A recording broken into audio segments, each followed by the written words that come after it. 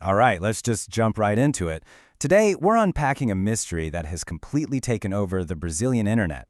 We're talking about the viral UFO sighting in Paraná, specifically the absolutely wild account from influencer Mike Leone. Now look, we're not here to tell you what to believe or take any sides. We're just going to lay out the exact timeline, look at the evidence, and break down the theories impartially to see what's really going on here. To do that, we've got a pretty straightforward roadmap. We'll start with how the mystery began, dig into the actual sighting details, look at the crazy public fallout and that alleged Abin contact, check out a corroborating sighting from Arinos, and finally, weigh the main theories.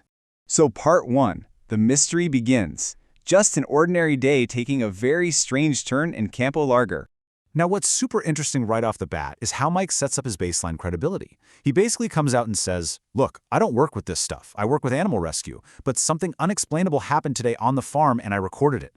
By emphasizing that he's all about animal welfare and not hunting for UFOs, he immediately frames himself as a reluctant witness, not someone actively chasing clout with the supernatural.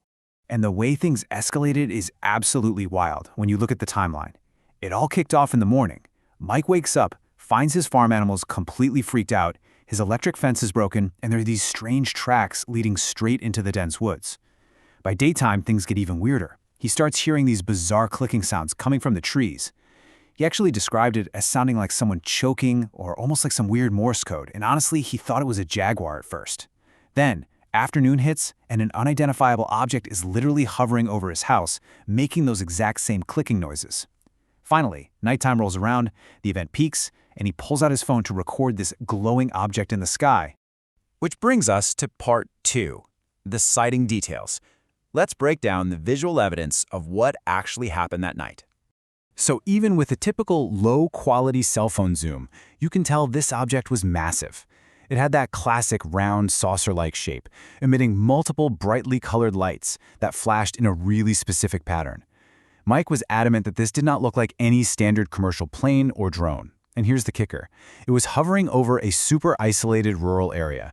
We're talking 0 roads, 0 paths that could support some massive vehicle or an elaborate prank setup. It's just a crazy contrast, right? A rustic, isolated farm on one hand and this highly luminous, advanced-looking thing on the other. Moving on to part 3, public fallout and ABN. Because as you can imagine, a video like this doesn't just stay a secret in the woods. Welcome to the dark side of going viral. 500,000.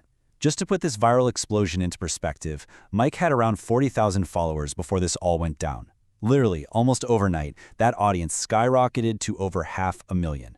This blew up past a local rumor instantly and turned into a massive internet-wide spectacle. But going viral has its intense negative pressures. Mike started getting severe threats against himself and his family. And of course, the internet being the internet, people started throwing around baseless accusations, claiming he must have just been on drugs. Mike was understandably super disappointed by this.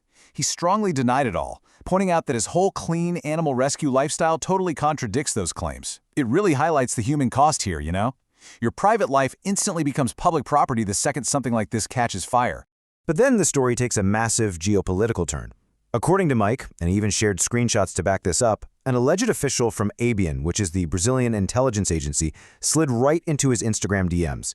The message basically said they wanted to secure his international rights as a Brazilian citizen, and they offered to guide him on how to handle potential contact from foreign intelligence agencies. Whether this was a real agent or just an insanely elaborate troll, it instantly added this profound, heavy layer of seriousness to the entire situation. Okay, part 4, the Arinos sighting. Corroborating evidence or just a wild coincidence?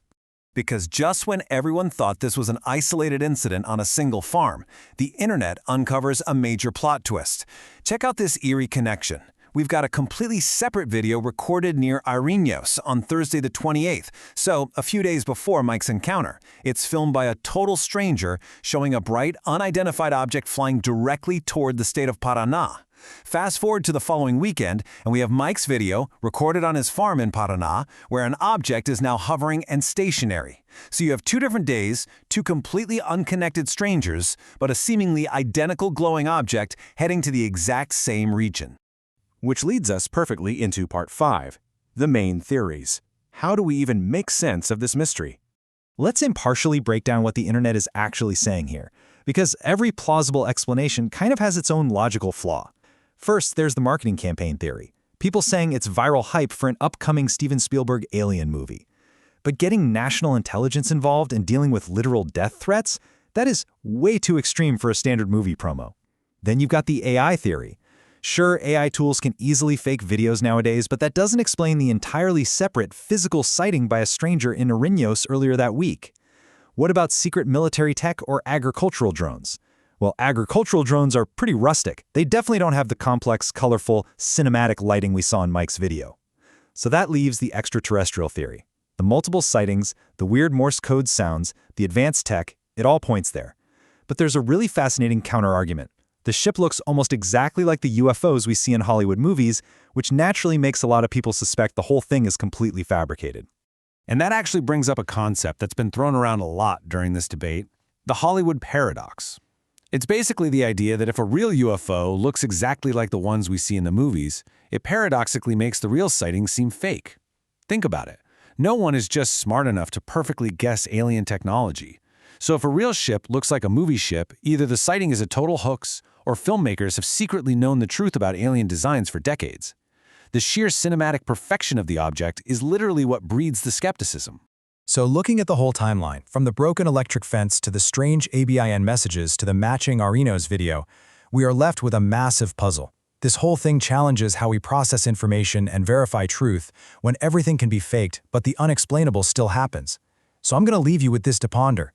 Is reality simply imitating art through a brilliant, out-of-control viral marketing campaign, or is the truth of what happened in Paraná far more extraordinary than fiction? Keep analyzing, keep asking questions, and we'll catch you next time as we break down another wild topic.